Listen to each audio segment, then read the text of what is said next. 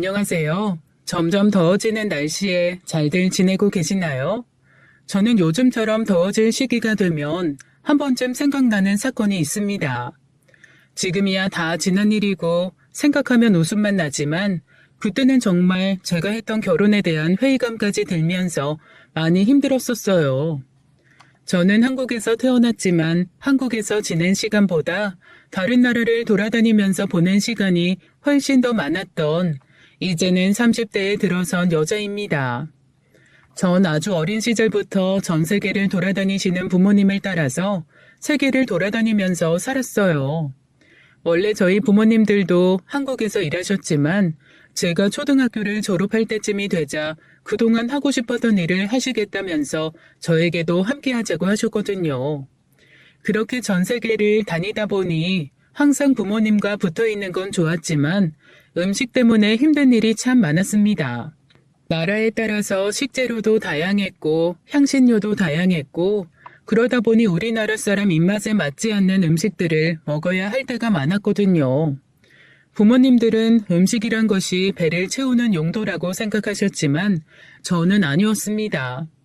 인생에서 가장 즐거운 시간은 먹는 시간. 그러니 무조건 맛있는 음식을 먹어야 한다고 생각했죠. 그래서 스스로 음식들을 만들어 먹고는 했습니다. 처음에는 제 배를 채우기 위해서 그러다가 부모님의 식사도 같이 일하는 분들의 식사도 챙길 수준이 되었죠. 그러다 보니 아주 어린 나이에 요리라는 것에 푹 빠져버렸습니다. 부모님이 일을 다니시는 곳들이 워낙 학교도 또래 아이들도 찾기 힘든 곳이었던 데다가 어린아이 혼자 외출하기도 위험한 곳이 많다 보니 그냥 집에서 그렇게 요리를 하면서 시간을 보냈던 것 같습니다. 그렇게 전 세계 식재료들을 접하고 먹어보고 요리하다 보니 일찌감치 요리 실력이 늘었고 그 덕분에 일찌감치 제 적성을 찾게 되었죠. 그런데 그러다 보니 상대적으로 학업에는 소홀하게 되더군요. 사실 학교란 곳 자체가 미래에 하고 싶은 일을 찾아가는 과정 중 하나라고 생각하기도 했고 워낙 여러 나라를 돌아다니다 보니 교육 과정이 달라 때맞춰 다니기도 쉽지 않았거든요. 그렇다고 공부를 아예 안 한 것은 아니었고 홈스쿨링으로 어느 정도 정규 과정을 따르긴 했지만 어쨌거나 한국식으로 본다면 저의 공식적인 학벌은 중졸이 되는 것이었죠. 그렇게 남들보다 조금은 일찍 부모님에게서 독립해서 일을 찾고 경력을 쌓기 시작했습니다. 제가 자리를 잡은 곳은 미국이었으니 아마도 그곳에서 한국 남자를 만난 것이 아니었다면 이 모든 것이 문제가 되지 않았을지도 모르겠어요. 안녕하세요. 혹시 한국 분이세요? 저 한국에서 온 유학생인데 여기서 일하시나 봐요. 한국 분이세요? 반갑네요. 그런데 이 근처에 학교가 있던가요? 사실은 며칠 전에 시험 끝나고 친구들하고 놀러 왔는데요. 다시 못 돌아가고 있는 중이에요. 왜요? 무슨 일 있으셨어요? 그쪽한테 반해서요. 번호 물어보려고 일주일째 매일 출근 중인데 차마 용기가 안 나서 이러고 있습니다. 그런데 내일까지는 학교에 복귀하지 않으면 제가 정말 큰일 나서요. 그러니까 제발 사람 하나 살린다 치고 번호 좀 주시면 안 될까요? 저는 그렇게 제가 일하던 레스토랑에 자주 오던 한국인 유학생인 남편에게 고백을 받았습니다. 평소에도 그런 식으로 접근하는 남자들은 꽤 있었지만 다 무시했었는데 그때는 왜인지 저도 이상하게 심장이 두근두근 하더라고요. 특별히 잘생기지도 특별히 멋지지도 특별하게 귀티가 나는 것도 아니었는데 참 희한하게 끌리더라고요. 그런데 제가 평소에 또래들과 만날 일이 적다 보니 연애가 처음이었고 그렇다 보니까 그만 실수 아닌 실수를 해버렸습니다. 연애를 시작한 지 1년도 되기 전에 덜컥 임신이 되어버린 것이었죠. 아직 결혼에 대한 이야기를 하기도 전이었고 서로 미래를 약속한 것도 아니었고 그 남자는 아직 공부를 해야 하는 것도 많이 남아있었거든요. 그런데 애가 생겼으니 어떻게 해야 하나 참 고민이 많이 됐습니다. 사실 혼자 낳아서 기르는 것도 문제는 되지 않았지만 그래도 사랑하는 사람 사이에서 생긴 아이니까 함께 이야기하고 이왕이면 미래도 함께하고 싶었어요. 그걸 말이라고 해? 당연히 나야지. 세상에. 그럼 뭐부터 해야지? 결혼부터 해야 하나? 그럼 난 어떻게 할까? 우선 우리 부모님한테 이야기를 해야 결혼을 준비하는데 어떻게 하지? 어떻게 하지? 그 남자는 당황하기는 했지만 다행히 아이가 생겼다는 사실을 기뻐해 주었습니다. 그리고 아이가 생겼으니 공부를 포기하고 한국으로 들어가서 취업을 하겠다고 하더군요. 자신의 꿈을 위해 먼 타국 땅까지 와서 공부를 하고 있는 걸 텐데 저를 위해서 그리고 우리의 아이를 위해서 미련 없이 모든 것을 포기하겠다는 그 남자를 보니 제가 남자를 잘 골랐다는 확신이 들었습니다. 그래서 저도 그 남자를 따라 한국에 들어오는 일에 동의했어요. 제가 하는 일은 나라가 상관없으니 미국이 아니라도 할 수 있는 상황이기도 했고 임신을 한 뒤로는 유난히 심한 입덧 때문에 음식 냄새를 맡을 수가 없어서 일을 쉬고 있는 중이기도 했거든요. 그래서 저희는 오랜 상의 끝에 한국으로 돌아가 결혼을 하고 새 살림을 시작하기로 했죠. 그렇게 저는 그 남자와 비행기에 올랐고 한국으로 돌아왔습니다. 아주 핑크빛 미래를 꿈꾸면서 말이죠. 그런데 제가 너무 오랫동안 한국을 떠나 있었던 게 문제였을까요? 한국에 들어온 이후 저는 계속해서 전혀 예상하지 못했던 상황에 부딪히게 되었습니다. 무엇 하나 제 예상과는 맞아 떨어지지가 않더라고요. 미국에서 만났다고? 아니 공부하라고 보내놨더니 왜 거기서 연애를 해? 넌 얌전히 공부하던 우리 아들을 어떻게 꼬여낸 거니? 거기다 덜컥 임신까지? 넌 도대체 가정교육을 어떻게 받았으면 결혼 전에 덜컥 임신부터 해. 그리고 임신을 했으면 여자인 네가 알아서 했어야지. 왜 장래가 창창한 우리 아들 발목을 잡고 늘어져서 앞길을 막는 건데? 시어머니에 대한 저의 첫인상은 상당히 무례하다는 거였습니다. 저 사람은 왜 나에게 저렇게 개인적인 질문을 아무렇지 않게 하지? 너무 무례한 거 아닌가? 지금 생각하면 엄청난 문화 충격이었던 것 같습니다. 저희 시어머니가 되실 분은 손주가 생겼다는 말에 기뻐하기는커녕 울고불고 난리를 치시더군요. 저는 아들의 공부를 방해한 천하의 악녀였고 저의 소중한 아이는 아들 인생 앞에 놓인 장애물이었어요. 너는 그래서 무슨 일을 하는 거니? 우리 아들은 어떻게 만난 건데? 저는 레스토랑에서 일했어요. 이 사람이 거기 왔다가 저한테 번호를 물어봐서. 식당? 너 지금 식당에서 일한다고 하는 거냐? 세상에, 설마 너 대학은 어디 나왔니? 한국에서 나왔니? 아니면 미국에서 나온 거야? 하버드? 예일? 스탠포드? 저 대학 안 다녔는데요. 대학을 안 다녔어? 왜? 너 공부 못했니? 대학에 갈 필요를 못 느껴서요. 더 정확히는 학교의 필요성을 못 느끼기도 했고 사실 일을 워낙 일찍 시작해서요. 제가 10대에 일을 시작했거든요. 그게 무슨 소리야? 너 그럼 고등학교도 안 다니고 일했다는 거야? 너 날라리였니? 아니면 깡패야 뭐야? 아니면 집안이 그렇게 힘들었어? 도대체 왜 고등학교도 안 다녔다는 거야? 그거야 하고 싶은 일이 있으니. 아이고 하나님 부처님 천지신명님 이게 무슨 날벼락입니까? 내가 우리 아들 뒷바라지 하느라 모순골을 보면서도 버텼는데 어디 저런 여우 같은 년한테 홀랑 넘어가서는 이렇게 나를 배신할 수가 있어? 네가 어떻게 나한테 이런 꼴을 보여? 워낙 아들에 대한 기대가 컸던 분이시라 충격도 크셨던 건가? 저는 그 상황이 전혀 이해가 가지 않았지만 그래도 이해를 해보려고 했어요. 하지만 그건 제가 노력한다고 될 일이 아니었습니다. 솔직히 그때 그런 시어머니가 너무나 이상했어요. 아니 정확히는 한국의 가족관계가 미친 것 같았죠.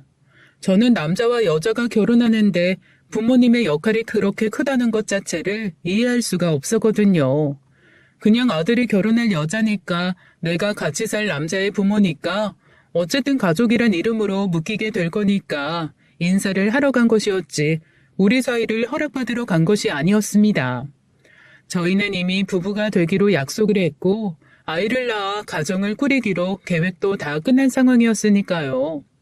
그러니 제가 마음에 들지 않는다며 알아놓는 시어머니도 그런 시어머니를 보고 안절부절 못하는 남자도 이상하고 하여튼 전부 이상한 거 투성이었습니다. 거기다 시어머니는 제가 학교에 다니지 않았다는 것을 정말 끔찍하게 생각하셨어요.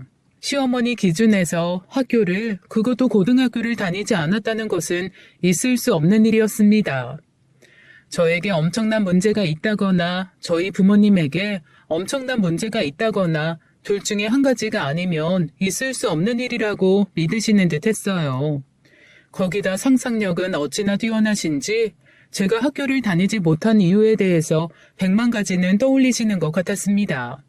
어머님 상상 속에서 저는 왕따 가해자였고 왕따 피해자였고 사회 부적응자였고 때로는 불량 학생이거나 머리가 학교 수업을 따라갈 수 없는 바보기도 했어요. 니네 부모님은 정말 이상한 사람들이구나. 어떻게 애가 학교에 가지 않는다는데 내버려 둘 수가 있니? 아무리 먹고 사는 게 힘들어도 자식 교육은 놓는 게 아닌데. 니네 부모님은 안 봐도 뻔해. 얼마나 무식하고 상식이 없는 사람들일지. 나중에는 저희 부모님까지 단정적으로 말하면서 험담을 하는데 이 사람이 진짜 미쳤나라는 생각이 들 정도였습니다. 물론 거기에 제가 아무리 이야기를 해도 소용이 없었어요. 정말 벽에 대고 말하는 게 이런 건가 싶은 느낌이었습니다. 거기다 제가 지금 부모님과 연락이 닿지 않아 임신한 것도 알리지 못했고, 그러니 결혼식은 아이를 낳고 부모님과 연락이 닿은 후에 하고 싶다고 하자 정말 세상이 무너지는 듯한 표정을 지으시더군요. 내 이럴 줄 알았다. 콩가루 집안일 줄 알았어. 하긴 부모가 신경을 안 쓰고 버려뒀으니 네가 이렇게 자랐겠지. 아이고 내 팔자야. 아이고. 제가 도대체 어떻게 자랐다는 건지 물어보고 싶을 정도였지만 답을 듣는다고 제가 이해할 수 있을 것 같지도 않았습니다. 남편도 그런 시어머니를 보면서 부끄러운 듯 저에게 사과를 하면서 자기가 더 잘하겠으니 시어머니를 이해해달라고 부탁했어요. 시어머니는 옛날 분이시고 자신에 대한 기대가 커서 그런 것이니 절대 나쁜 분은 아니시고 시간이 지나면 저의 장점을 잘 알아줄 것이라고요. 저는 또 어리석게 그걸 그냥 수긍해버렸습니다. 어차피 저와 한 집에서 살 사람은 남편이고 남편과는 문제가 없으니 시어머니라는 사람이 아무리 저에게 막말을 해도 안 보면 된다고 생각했어요. 그게 얼마나 큰 오산이었는지요. 우리 엄마 말은 거칠게 해도 속은 안 그러셔.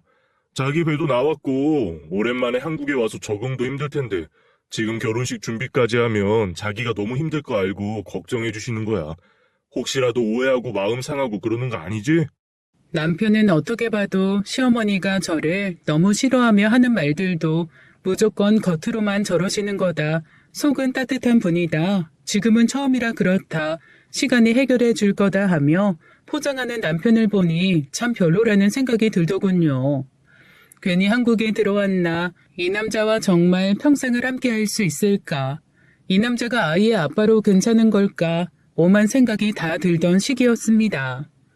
그러나 그만둔다는 건 언제든 할 수 있다고 생각하기도 했고, 어쨌거나 배는 점점 불러왔고 출산은 가까워졌으니 당장은 좀 버텨보자 하고 생각했어요. 그저 곧 있을 아이와의 만남을 기대하며 하루하루 스트레스 받지 않고 보내려고 노력했죠. 그리고 한동안은 실제로 괜찮기도 했습니다. 시어머니가 바빴거든요. 바로 저의 시동생, 남편의 동생 결혼을 위해 본격적으로 나섰거든요. 난 정말 네가 이렇게 내 뒤통수를 칠 수 있을 거라고는 꿈에도 몰랐어. 그것도 여자 문제로 말이야. 그래서 내가 정신을 차리기로 했다. 너무 안일했던 것 같아. 내가 신경을 쓰지 않으면 저런 여자가 붙을 수도 있다는 걸 예상했어야 하는데 말이야. 그러니까 작은 애 너는 혹시라도 그런 일 없게 그냥 일찌감치 좋은 여자 만나는 게 좋겠어. 이번 주부터 당장 맞선부터 보자. 거기 나오는 여자들은 이미 한 번쯤 걸러진 여자니 조건은 걱정하지 말고. 부지런히 만나서 네 취향에 맞는 여자를 찾아봐라. 부디 너는 엄마를 실망시키지 않을 거라 믿는다. 시어머니는 시동생도 저처럼 조건이 엉망인 여자를 데려오면 큰일이라면서 조건이 좋은 여자들과 줄줄이 맞선 약속을 잡아 놓으시는 등 의욕적으로 나서셨습니다. 그거야 시어머님의 며느리 취향이고 희망이니 제가 참견할 일은 아니었지만 한편으로는 정말 징그럽다 싶을 만큼 저를 물고 늘어졌어요. 시어머니는 저만 보면 본인이 바라는 며느리감에 대해서 설명하고 또 설명했습니다. 난 사람을 판단하는 제일 기본이 바로 학벌이라고 생각해. 그 사람이 어떤 대학을 나왔는지를 보면 그 사람이 얼마나 성실하게 학창시절 보냈는지 과거가 보이는 거고, 앞으로 어떤 일을 하면서 살아가게 될지 미래도 예측이 가능해지지. 거기다 여자는 특히 학벌이 중요해. 애들 머리는 엄마 머리 닮는다는데 이제 니들은 어쩔 거냐? 혹시라도 아빠 닮아서 머리가 좋아도 문제일 거다. 애들이 커서 왜 엄마는 고등학교도 못 나왔어요? 엄마는 왜 이렇게 바보예요? 이러면 니들은 뭐라고 할 거니? 내가 그 상상만 해도 어지럽다. 지금이야 서로 좋으니까 그 뱃속의 아이가 니들 맘대로 될 것 같겠지만 이제 그 애가 커서 너를 무시하는 걸 경험해봐야 그래서 내가 그런 말 했구나 할 거다. 저라면 저렇게 조건을 맞춰서 매주 다른 사람을 만나서 서로를 탐색하고 비교하다 보면 자괴감이라도 들 것 같은데 다행인지 시동생은 시어머니와 의견이 아주 잘 맞는 것 같았습니다. 엄마도 별 걱정을 다 하네. 당연히 나는 학벌을 포함한 모든 조건이 완벽한 여자라고 결혼할 거야. 설마 내가 형처럼 여자 얼굴만 보고 데리고 와서 엄마 쓰러지게 하겠어? 나는 그런 멍청한 짓은 하지 않을 거야. 걱정 마. 그래, 제발 그래주라. 너까지 그러면 정말 엄마는 사는 낙이 없을 것 같다. 저는 졸지에 시어머니의 삶의 의욕마저 뺏어간 며느리가 되었더군요. 듣고 있으면 화가 났지만 그래도 제가 사랑하는 남편의 엄마였고 제가 낳은 아이의 할머니가 될 사람이니 그럼에도 가능하면 사이좋게 지내고 싶었어요. 그렇기 때문에 일할 때는 한성질 한다고 유명하다는 저였지만 참 많이 참았습니다. 저와 일했던 사람들이 봤다면 아주 쓰러질 법한 모습이었죠. 그나마 그런 자리가 몇 번이고 계속되니 남편도 조금은 제 눈치를 보기 시작하더군요. 미안해. 우리 엄마가 좀 속물적인 거 알고 있었는데 그래도 당신한테 이렇게 할 줄은 몰랐다. 그래도 첫 손주를 품은 며느리한테 어떻게 이럴 수 있는지 모르겠네. 정말 엄마가 너무 실망스러워서 부끄럽고 창피하다. 당분간은 엄마 연락도 받지 말고 좀 거리 둬보자. 결국 남편이 먼저 결정을 내렸습니다. 저에게 아예 시어머니의 연락을 받지 말라고 제 전화에서 시어머니의 번호를 차단해버렸거든요. 그러나 남편은 시어머니의 행동력을 무시한 거였죠. 제가 시어머니의 연락을 받지도 않고 불러도 가지 않자 시어머니는 직접 저희 집을 찾아와서 배를 눌렀습니다. 세상에, 너 살아있었구나? 나는 너 죽었을까봐 걱정돼서 와봤다. 적어도 손가락은 부러진 거지? 아니면 감히 시어머니 연락을 씹는 게 말이 되니? 역시 배운 게 없어서 그런가? 왜 이렇게 못 배운 티를 내는 거니? 집 앞으로 와서 미친 듯이 배를 눌러대는 시어머니를 모른 척 할 수가 없으니 할 수 없이 문을 열고 들어오시라고 하면 남편도 없겠다 더욱 거침없이 질러댔습니다. 너는 집안 꼴이 이게 뭐니? 우리 아들이 벌어오는 돈으로 편하게 놀고 먹을 거면 최소한 살림이라도 잘해야 하는 거 아니니? 남편이 입덧한다고 위해주니까 엄살만 늘어나서는. 너 입덧도 다 어리광이야. 정신력으로 이겨내야지. 바닥에 머리카락이 굴러다니고 냉장고에는 유통기한 지난 음식이 넘쳐나고 내가 정말 이런 걸 보려고 아들을 그 정성으로 키운 게 아닌데 정말 이게 무슨 악몽인지 모르겠다. 그렇게 하루가 멀다 하고 시어머니의 방문을 받다 보니 집이란 공간이 쉴 수 있는 공간이 아니게 느껴지더라고요. 그러니 어쩌겠어요. 항복을 해야죠. 그 후로는 시어머니가 연락하면 바로 받았고 부르시면 그냥 찾아갔습니다. 최소한 제 영역으로는 들어오게 하고 싶지 않았거든요.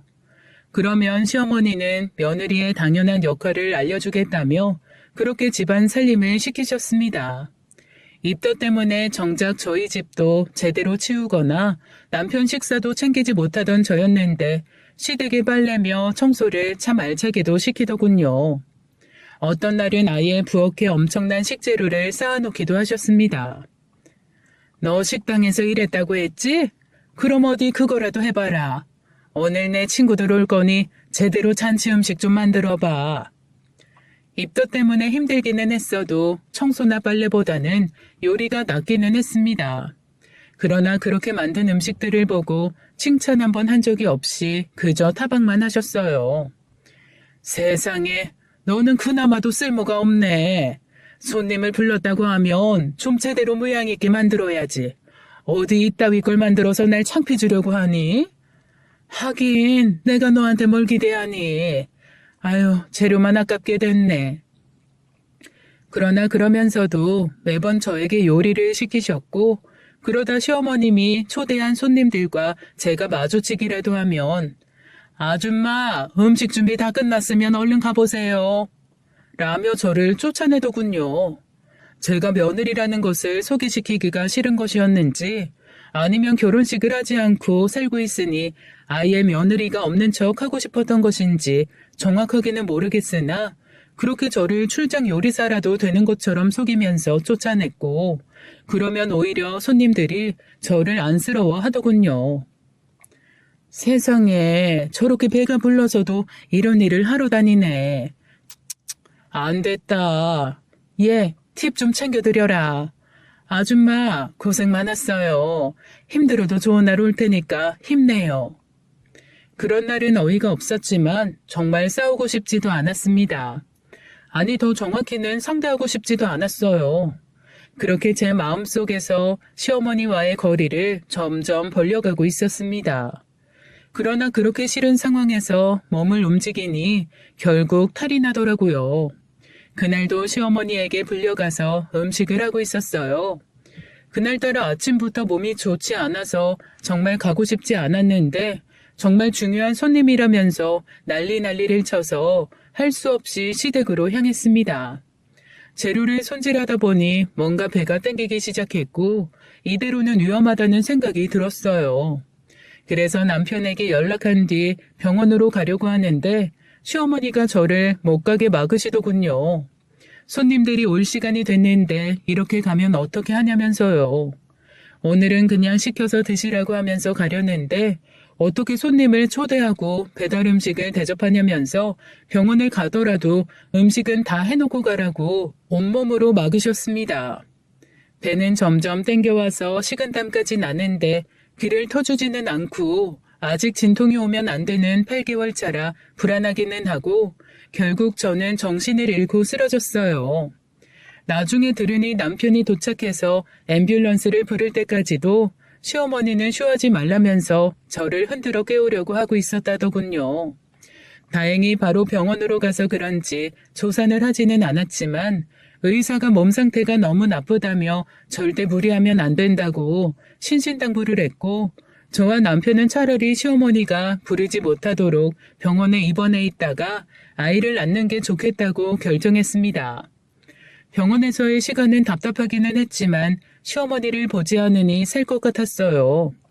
물론 시어머니는 병원까지 쫓아와서 잔소리를 하고 싶어 했지만 병원에서 남편 외에 보호자는 안 된다며 막아주시는 덕에 평화로운 시간을 보낼 수 있었죠. 그런데 그렇게 누워있는 시간이 많아지다 보니 생각도 많아지더군요. 나는 왜 시어머니를 피해서 입원까지 해야 하는지, 내가 어디까지 맞춰줘야 하는 건지, 이게 정말 맞는 관계인 것인지 말입니다. 저는 시어머니 때문에 힘들고 시어머니는 제가 마음에 들지 않아 어쩔 줄 몰라 하고 그럼 그 사이에서 남편은 속상해하고 시어머니와 싸우고 이것의 반복이다 보니 나만 없으면 시어머니와 남편은 싸울 일도 없을 텐데 내가 잘못하고 있는 건가? 그냥 빠져줘야 하는 건가 하는 생각까지 들 때도 있었습니다. 그런데 그렇게 병원에 있다 보니 같은 병실을 쓰는 산모들과 친해지게 되었고 그분들을 통해서 한국의 시어머니를 대하는 방법을 배울 수 있게 되었어요. 우선 시어머니가 뭐라고 하면 그냥 듣지를 마. 그냥 머릿속으로 딴 생각해. 그러다가 말이 좀 끊기는 것 같다? 그러면 호응을 해. 아, 네, 그렇죠. 같은 거 있잖아.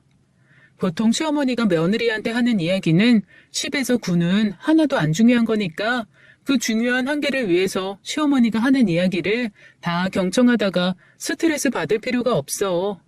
혹시 입을 다물게 하고 싶으면 그냥 네, 어머님, 어머님이 맞으세요. 그러면 돼. 그런데 우리나라 시어머니들은 원래 다 그래.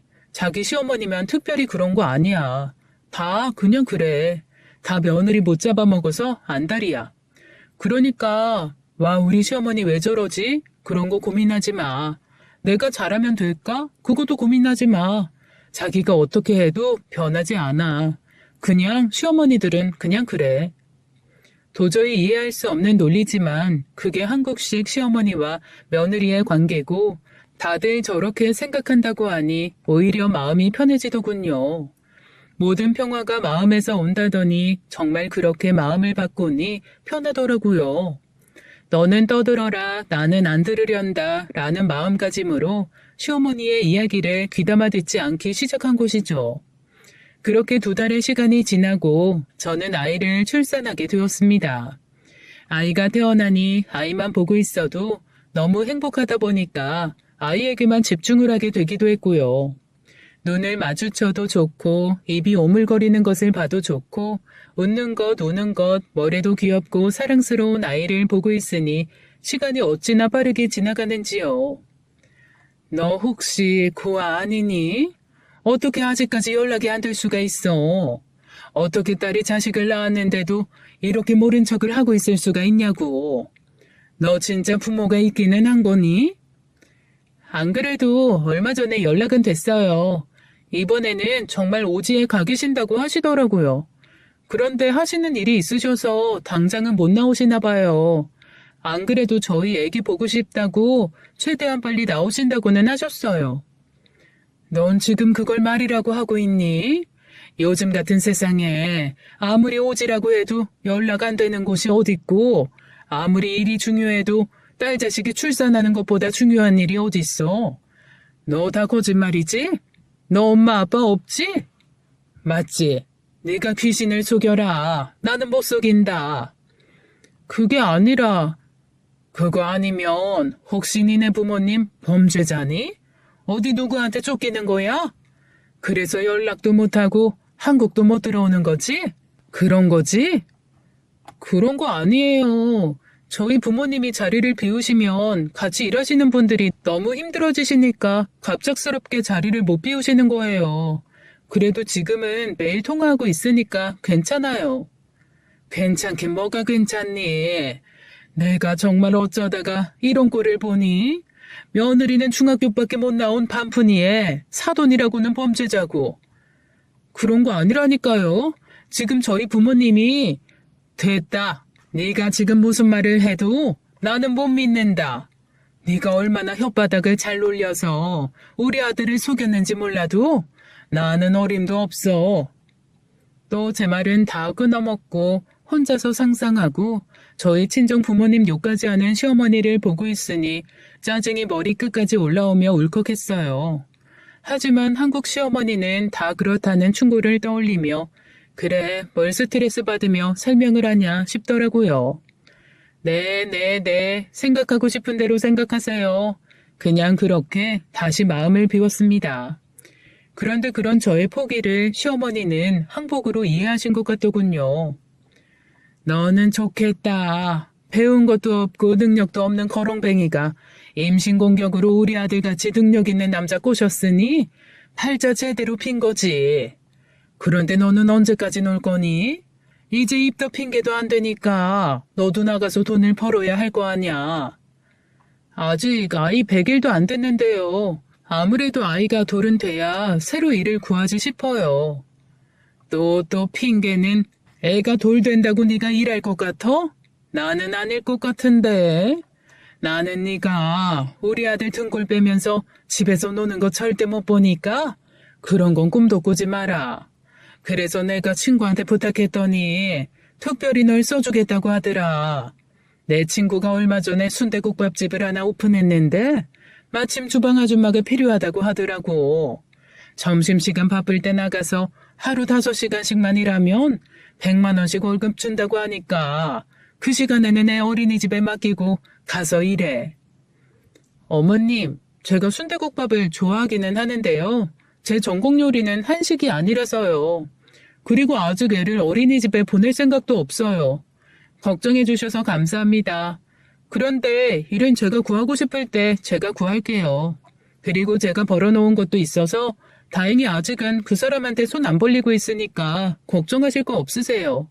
설사 제가 돈을 못 번다고 해도 저희는 한 가족인데 같이 벌어서 같이 쓸 수도 있죠. 이것 봐, 본색을 드러내는 거 봐라. 배운 게 없으니 염치도 없지. 어디 우리 아들한테 기생을 하려고 해? 내가 그 꼴 두고 볼 것 같아? 네, 어머님. 그런데 그건 저희가 알아서 할게요. 걱정해 주셔서 감사해요. 사람이 적응의 동물이라고 했던가요?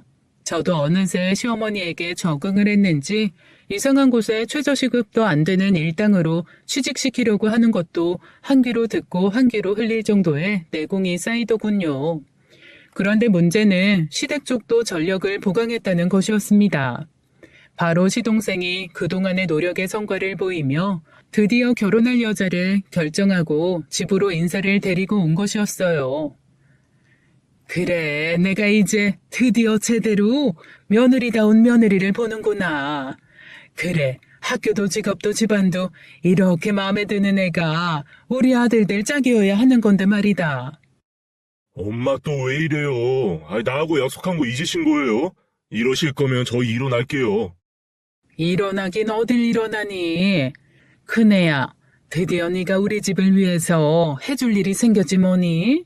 자고로 우리나라에서는 맏며느리가 시동생들, 시누이들 결혼을 책임지는 거란다.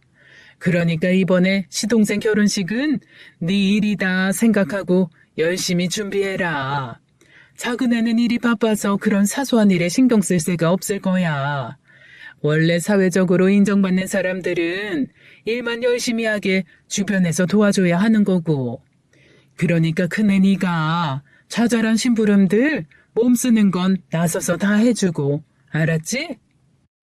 엄마, 그건 좀 아닌 것 같은데. 우리도 아직 식을 못 올렸는데 동생 결혼 준비를 이 사람이 어떻게 도와? 내가 니들한테 결혼식 하지 말라고 했니? 제 엄마 아빠가 나타나야 식을 하던지 말던지 할 거 아니야. 그 엄마 아빠라는 사람이 진짜 있는지 사기를 당하고 있는 건지 이제는 나도 모르겠으니까. 그리고 어차피 니들도 결혼할 거면 미리 동생 결혼 준비하는 거 도우면서 니들 결혼 어떻게 할 건지 예상도 세우고 하면 될 거 아니야. 물론 혹시라도 결혼식을 하게 된다고 해도 수준 차이가 나서 비슷하게도 못하겠지만. 엄마! 남편은 시어머니에게 또 잔뜩 화를 냈습니다. 시동생이 데려온 여자를 두 팔 벌려 환영하는 모습이 저를 대하는 모습과 너무 달라서 이제 분노까지 일어난다고 하더라고요. 그러면서 절대로 돕지 말라고 했지만 저는 좀 다른 욕심이 있었습니다. 제가 이런저런 사정으로 또래 동성의 친구가 없었고 자매나 가까운 친척도 없었던 터라 같은 집안의 며느리가 된 또래의 여자, 동서와 친하게 지내고 싶은 욕심이 있었거든요. 그런데 저는 남편의 말을 들었어야 하는 거였습니다. 한 집안 며느리들이 잘 지내야지 집안이 편한 거다. 둘이 수준은 너무 다르지만 어쩌겠니. 잘난 사람이 조금 너그러운 마음으로 봐줘야지. 그네 너는 네가 형님이라고 어줍지 않게 동서 시집살이 같은 거 시킬 생각 꿈에도 하지 말아라. 나는 그런 걸 못 본다. 그저 좋은 대학 나오고 좋은 직장 다니는 동서가 들어왔으니 하나라도 배울 게 있겠거니 하고 겸손한 마음으로 대하고 시키는 건 무조건 잘하고 알겠니? 이번 결혼 준비부터 알았지? 어머, 아무리 그래도 제가 어떻게 형님한테 그래요. 형님도 걱정하지 마세요. 제가 손아래 사람으로서 잘할게요. 그래도 결혼 준비를 좀 도와주시면 감사하긴 할 것 같아요. 제가 아무래도 일도 하면서 결혼 준비하다 보니까 버겁긴 하네요. 멀쩡한 대학 나와서 회사 다니면서 결혼 준비가 어디 쉽겠니? 다 그게 네가 인정받아서 그런 거 아니겠어. 좋은 대학 나와서 좋은 직장 다니는 사람은 자기가 할 일이 있는 거고 집에서 노는 사람이 있으니까 그 손도 빌리고 그러는 거지. 가족이 될 사람이니 좋게 좋게 도와주면 그 마음을 알아주겠지. 그리고 결혼식 준비라는 게 어떤 건지 미국에서도 경험해 본 적이 없으니 이번 기회에 한국 결혼식에 대해서 봐두면 내가 결혼할 때도 도움이 되겠지 하는 마음도 있었어요. 그리고 내가 도와주면 저 사람도 내가 결혼할 때 도움이 되겠지. 뭐 그런 여러 가지 마음도 있었고요. 그러나 사람은 적응의 동물이죠. 처음에는 그래도 조심하는 것 같던 동서될 사람도 어느 순간 저를 점점 편하게 생각하는 것 같더니 어느 순간에는 정말 자기가 만만하게 심부름을 시켜도 되는 그런 사람이라고 여기는 듯 했습니다.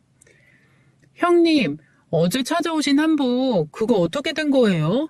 제가 구김없게 잘 들고 오시라고 했잖아요. 그런데 이거 주름 졌잖아요.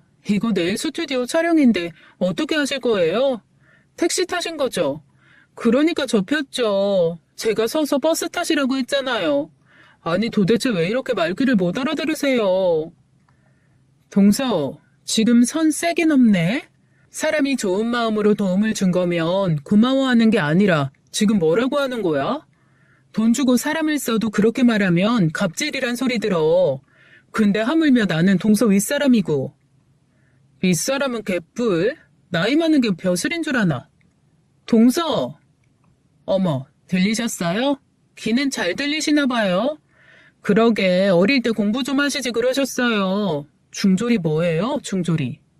제가 지금 형님이랑 한 집안 식구가 된다는 게 얼마나 자존심 상하는지 아세요? 정말 형님 때문에 결혼 엎으려고 한 거 겨우겨우 참고 진행하는 거예요. 그러니까 괜히 어설프게 형님 행세할 생각 말아요. 동서, 내가 학교를 어딜 다녔고 어떻게 살았건 내가 동서한테 피해만 주지 않으면 되는 거 아니야? 왜 내가 동서한테 그런 걸로 무시를 당해야 돼? 이런 식이면 내가 동서 결혼 반대해야 하는 정도인 거야. 반대요? 해보세요, 어디. 제 결혼이 엎어지나 형님이 이 집안에서 쫓겨나나. 설마 뭐 미국식 마인드신 거예요? 인간은 모두 평등하다, 그런 거요? 아니요, 절대 아니에요. 사람은 다 급이 있어요. 거기다 후천적인 건 더욱 그렇고요. 노력해서 얻을 수 있는 건 노력해서 얻으셨어야죠. 도대체 왜 노력이란 건 하지 않고 거저 얻으려고 하세요? 저 그런 사람들 정말 극혐합니다. 와, 평생 처음 들어보는 말들을 어쩜 그렇게 다다다 쏟아내는지요. 평생을 한 번도 게으르게 살아본 적도 없고 항상 치열하게 살아온 저에게 어떻게 저런 말을 할 수가 있는지. 아니 설사 제가 평생을 게으르게 살았다 한들 그게 자기들한테 피해를 주는 것도 아닌데 왜 저렇게 막말을 하는지 정말 황당하고 어이가 없을 뿐이었습니다. 그리고 사람이 사람을 선의로 대하는데 반대쪽에서 악으로 대응한다면 저도 굳이 상대하고 있을 필요가 없다는 생각이 들었어요. 그래서 저는 시어머니 말고 동서도 최대한 부딪히지 말고 살아야겠구나 생각했고 제 남편도 그런 제 의견에 적극 동조해 주었습니다. 그러나 아무리 피하려고 해도 가끔씩 어쩔 수 없이 마주쳐야 하는 집안 행사가 있을 수밖에 없었어요. 어머님, 제가 결혼하고 어머님 첫 생신이시라서 어떻게 해야 하나 고민을 엄청나게 했거든요. 그래서 어머님 맛있는 거 사드리려고 하는데 원래 생신날 식사는 아주버님이 대접한다고 하시더라고요. 그래서 제가 정말 예약하기 어려운 핫한 곳을 예약했어요. 호텔 뷔페인데 실력 있는 셰프에 잘 나가는 요리사들도 많은 곳이래요. 거기 예약하려고 해도 3달쯤 예약이 꽉 찼는데 마침 제가 거기 보조 주방장 중에 한 명이 저희 아버지 친한 친구분 아들이라서 자리를 뺐어요. 세상에, 그런 곳을 네가 예약했어? 어머, 이게 무슨 호강이니. 내가 무슨 복에 너 같은 며느리를 얻어서 허사를 누리겠구나. 고맙다, 고마워. 아니, 호텔 뷔페에서 자기가 사겠다는 것도 아니고 예약만 해준 건데 그렇게 생색을 내는 동서나 그걸 또 기특하다고 좋아하시는 시어머니를 보고 있자니 참 잘들 논다라는 생각만 들더라고요. 그러나 그 뷔페는 저도 궁금했던 터라 그냥 참고 함께 갔어요. 세상에, 여기 정말 고급스럽구나. 집안에 며느리가 잘 들어오니까 내가 이런 호강을 하는구나. 너는 어떻게 이런 최고급 호텔에서 일하는 사람을 알고 있니? 정말 대단하다. 역시 사람들은 끼리끼리 어울리는 거야. 어머님도 참 별거 아니에요. 그저 열심히 살았을 뿐인걸요. 그렇게 시어머니와 동서는 저희들 옆에서 서로 나쁘구러운 소리를 참 아무렇지도 않게 하고 있었지만 저는 그저 음식에 집중해 있었습니다. 동서의 말이 맞긴 하더군요. 보통 호텔의 뷔페는 한 가지 테마로 꾸며지는 전통 레스토랑보다는 음식의 수준이 떨어지는 경우가 있는데 그 호텔의 뷔페는 전반적으로 수준이 높았습니다. 프렌치, 한식, 중식, 일식까지 재료도 신선하고 요리법도 깔끔하고 도전적이었어요. 특히 샐러드가 인상적이었습니다. 저는 어느 식당이건 제일 먼저 먹는 것이 가벼운 샐러드예요. 샐러드의 재료를 어떻게 손질했는지, 어떻게 관리했는지가 그 식당의 수준을 판단할 수 있거든요. 그런데 그곳은 그 샐러드의 종류가 다양해서 꽤 즐거운 시간을 보내고 있었는데 제가 음식을 가져온 접시를 본 시어머니와 동서가 비우기 시작하더군요. 아무리 고급스러운 데를 오면 뭐라니? 사람이 싸구려니 입도 싸구려라 좋은 걸 먹을 줄 모르는 걸. 비싼 거 다 놔두고 저거 먹는 꼬라지 봐라. 내가 창피해서 어딜 데려갈 수가 없어. 어머님도 참. 왜 미식가가 3대에 걸쳐야 태어나는데요. 미식은 자기가 노력한다고 되는 게 아니에요. 부모님부터 열심히 먹이고 노력해야지 겨우 가능한 거래요. 하긴 어려서부터 맛있는 걸 제대로 먹어본 적이 없을 테니 제가 무슨 맛을 알겠니. 그래도 정말 부끄러워서 같이 다니기가 싫다. 제 기준에서는 이렇게 사람들이 많은 곳에서 자신의 험담을 하는 것이 더 부끄러운 일일 텐데 그건 모르고 계속 떠들고 있는 두 사람을 보니 정말 저랑 안 맞는 사람들이라는 실감만 다시 들더군요. 기분 좋게 먹고 있던 음식 맛도 갑자기 뚝 떨어지는 것 같아서 포크질을 멈추고 있는데 야, 그만 먹을 거면 가서 음식이나 더 가져와라. 저쪽에 스테이크 굽는데 사람들 줄 서 있는 거 보이지? 가서 스테이크나 받아와. 비싼 거니까 넉넉하게 여러 장 받아오고. 아까 보니까 1인당 한 장씩 주는 것 같던데요? 그럼 하나 받아다 주고 또 가서 줄 서면 될 거 아니야. 넌 정말 머리를 장식으로 들고 다니니? 생각을 좀 하고 말을 하라니까. 차라리 떨어져 있는 게 낫겠다 싶어서 시어머니가 요구하는 대로 스테이크를 받으러 줄을 섰습니다. 그리고 그 순간 동서가 이야기했던 유명한 셰프가 홀에 등장했어요. 여기저기 돌아보며 음식들을 체크하고 자신을 뒤따르는 다른 요리사들에게 이런저런 조언을 하거나 지적도 하는 모습을 보니 정말 유명한 사람인가 하는 생각이 들었습니다. 동서가 알고 있다던 셰프도 저렇게 홀을 순회하고 있는 사람 중에 한 명이려나 하는 생각을 하며 스테이크를 받아 자리로 돌아가려는데 그 순간 그 유명하다는 셰프와 제 눈이 마주쳤어요. 뭔가 낯이 익은 사람인데? 하는 생각을 한 순간 그 셰프도 반갑게 제 이름을 부르며 다가오더군요. 마리아? 오 마이 갓. 아이 마리아 당신이 왜 여기 있어요? 세상에. 아이 당신을 여기서 만나게 될 줄이야. 세상에, 당신이 왜 한국에 있어요? 당신이 만든 요리에 감명받아서 여기까지 오게 된 거예요. 그런데 이렇게 당신까지 만나다니. 나 정말 행운아예요. 사람들은 모두 어리둥절해했죠. 특히 시어머니와 동서는요. 다들 인사해. 나의 요리 스승이자 존경하는 멘토, 천재 셰프 마리아야. 그 순간 셰프의 뒤에 있던 보조 요리사들도 일렬로 들어서서 저에게 깍듯이 인사를 하더군요. 설마 한국에서 일하고 있나요? 아니요, 지금은 쉬고 있어요. 나중에 일하게 되면 꼭 연락 줘요. 꼭 가보고 싶으니까. 그러면서 셰프는 자기 연락처를 제게 알려주었어요. 그리고 그 소란에 결국 호텔의 지배인까지 달려오더군요. 그리고는 셰프에게 설명을 들은 지배인이 제게 명함을 내밀었어요. 마리아 씨, 우리 호텔에서 일해보시는 거 어떠세요? 연봉은 최고 대우로 해드리겠습니다. 제안은 감사한데 제가 지금 육아 중이라서요. 어떤 조건도 맞춰드릴 테니 꼭 연락 주세요. 네, 고마워요. 셰프들과 지배인이 자리로 돌아가고 나자 시어머니와 동서가 제 곁으로 다가왔어요. 이게 무슨 소리니? 저 사람들이 왜 너한테 인사를 해? 너 저 사람들 어떻게 알아? 저도 오랜만에 보는 사람들이에요. 예전에 저한테 요리 배웠던 사람이에요. 그리고 그 소란 속에서 드디어 저희 시어머니가 저의 학벌 말고 다른 부분들에 대해서 관심을 가지기 시작하시더군요. 그동안 그렇게 떠들려고 해도 듣지도 않던 제 이야기를 말입니다. 저희 부모님은 두 분 모두 의사셨습니다. 그런데 돈을 벌기보단 말 그대로 사람 고치는데 재미를 느끼시는 분이라고나 할까요? 남들은 두 분이 사명감 넘치는 진정한 의사의 표본이라고 하지만 제가 보기에 저희 부모님은 환자를 만나고 고치는 걸 세상 어떤 것보다 재미있어 하시는 분 같았습니다.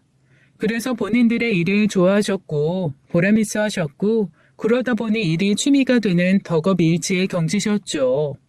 그러다 보니 저에게도 항상 본인이 평생 재밌어 할 수 있는 일을 찾아라 라고 잔소리를 하고는 하셨죠. 어쨌거나 그렇게 환자 고치는데 진심이셨던 저희 부모님은 제가 아주 어릴 때부터 여기저기 봉사라는 이름으로 우리나라 섬이나 오지로 환자를 만나러 다니시더니 제가 어느 정도 큰 이후에는 아예 한국병원은 정리하시고 국경 없는 의사회에 들어가셨습니다. 그리고 그 중에서도 가장 위험하다는 곳, 의사들이 가장 가기 꺼려하는 곳들을 선택하셨죠. 너무 위험한 곳에 아이를 데리고 다닌다며 말리는 사람들도 많았지만 아이는 부모와 함께 있는 게 제일 안전하다면서 참 열심히 데리고 다니셨어요. 그러나 그런 곳들이 주로 전쟁과 가까운 곳 혹은 먹고 살기도 힘든 곳들이 대부분이다 보니 제가 학교를 다니거나 공부하는 것이 쉽지 않았죠. 네, 다 핑계입니다. 그 상황에서도 제가 열심히 공부하려고 했다면 어떻게든 공부를 했겠죠. 오히려 세계 각국의 여러 학교를 경험하며 더 수준 높은 학업 성취도를 보였을지도 모르고요. 그러나 저는 말씀드렸다시피 요리가 재밌었고 좋았습니다. 부모님은 그런 저를 응원해 주셨고요. 예전에 함께 국경 없는 의사회에서 근무하셨던 동료분께 저를 부탁했습니다. 그래서 저는 그분이 계신 곳에 호텔 조리학교를 다니다가 제 실력을 테스트하고 싶어 나갔던 호텔 요리 경연대회에서 우승을 하며 바로 일을 시작하게 되었어요. 그게 17살이었죠. 그래서 저는 한국 나이로 17살이 되는 해부터 호텔 주방에서 일을 하게 되었습니다. 다행히 칼을 쓰는 솜씨가 좋다는 평가를 받았는데 부모님들은 그게 본인들을 닮은 거라고 하세요. 의사가 환자를 위해서 칼을 드는 것과 요리사가 손님을 위해 칼을 드는 것이 결국 같은 것이라면서요. 그 후로 10년 동안 정말 몸이 부서져라 일을 했습니다. 그만큼 재미도 있었고 좋은 사람들도 많이 만났지만 워낙 주방에만 박혀 있어서 그런가 사실 사회성은 좀 떨어지는 편이었던 것 같아요.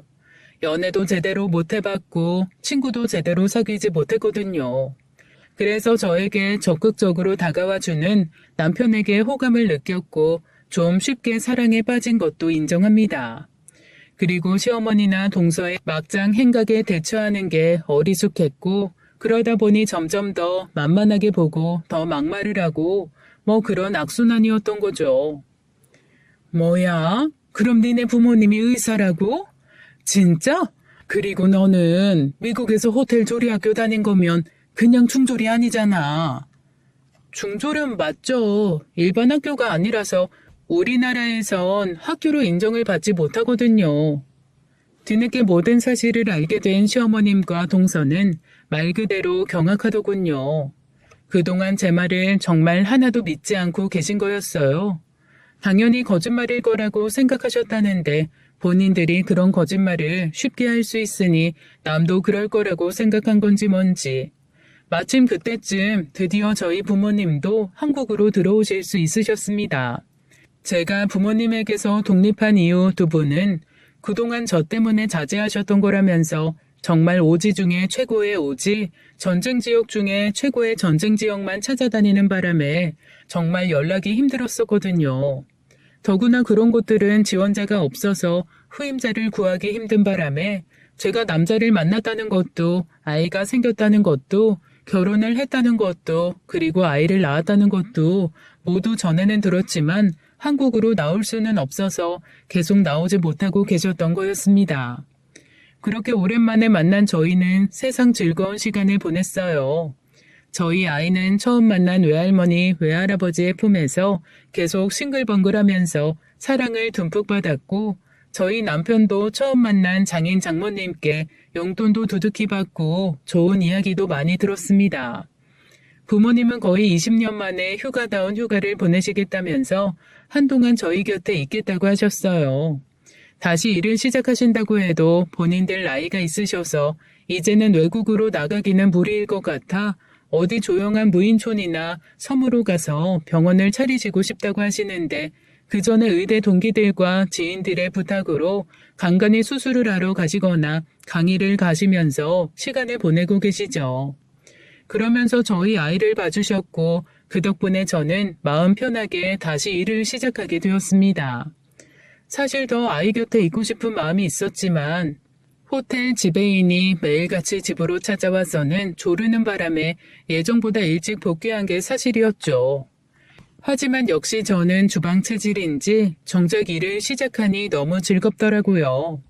그리고 신기할 정도로 시댁의 막말이 뚝 끊겼습니다. 저는 여전히 같은 사람이고 제가 중졸이라는 조건도 식당에서 일한다는 것도 변하지 않았지만 저를 보는 시어머니와 동서의 시선이 바뀐 게 이유라면 이유겠죠. 그 모습을 보니 제 기대도 아예 사라진 듯합니다.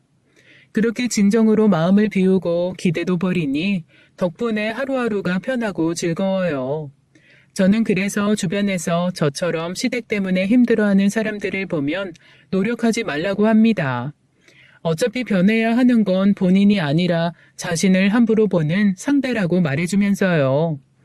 그러니 혹시나 지금 이 순간 자신을 함부로 대해서 스트레스 받고 계신 분이 계시다면 똑같은 말을 해드리고 싶었습니다.